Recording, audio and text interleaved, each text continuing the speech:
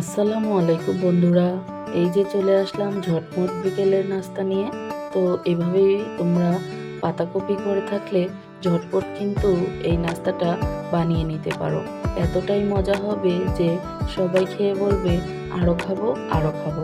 তো আমার ঘরে কিন্তু আমার বাচ্চা এবং আমার হাজব্যান্ড বায়না করছিল সন্ধ্যায় কিছু খাবে।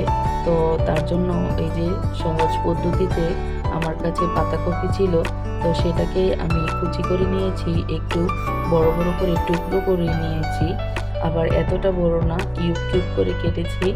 আর সঙ্গে দিয়েছি ধনিয়া পাতা বেশি করে, আর পেঁয়াজ পেঁয়াজ দিয়েছি একটু টুকরো টুকরো করে।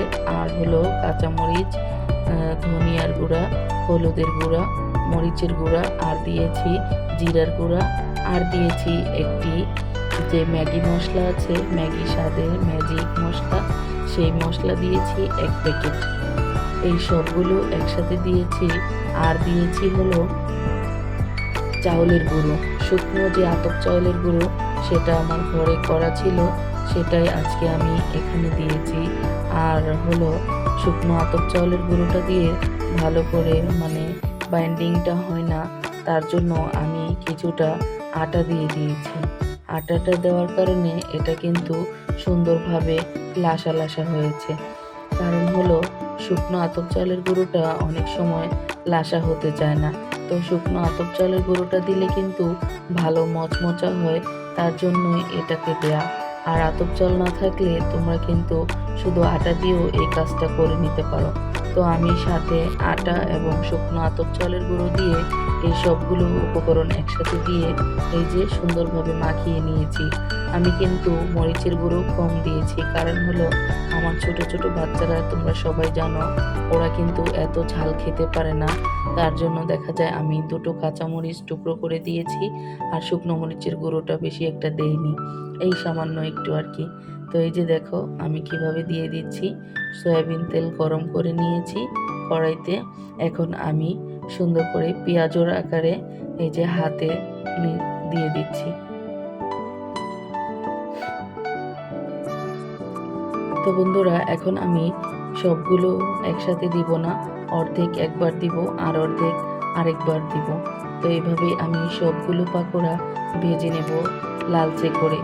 আবার লালচে করতে গিয়ে পুড়ে ফেলা যাবে না, কারণ পুড়ে গেলে কিন্তু এটা খেতে ভালো লাগবে না, তিতো তিতো লাগবে।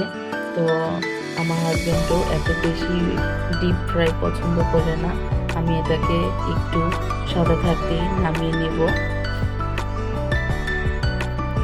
দেখতেই থাকো বন্ধুরা, আশা করছি আমার মতো সন্ধ্যা নাস্তায় তোমরাও এগুলো প্রতিদিন ট্রাই করে দেখো।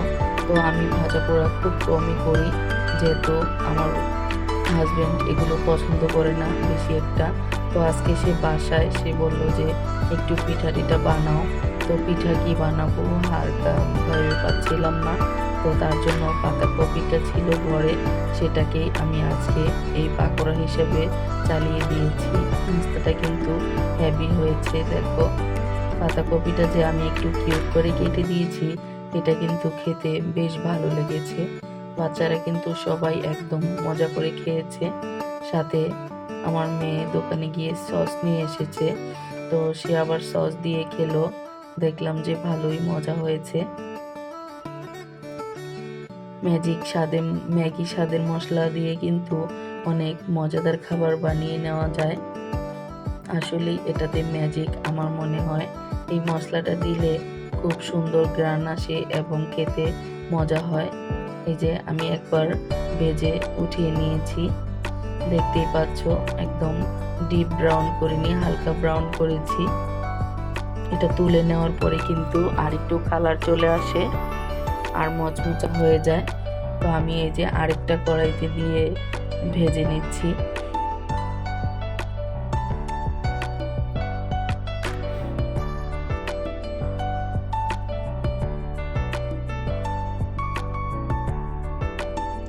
তো বন্ধুরা, যারা ভিডিওটি দেখছো সবার কাছে একটি অনুরোধ, একটি লাইক দিয়ে ভিডিওটি কন্টিনিউ করবা।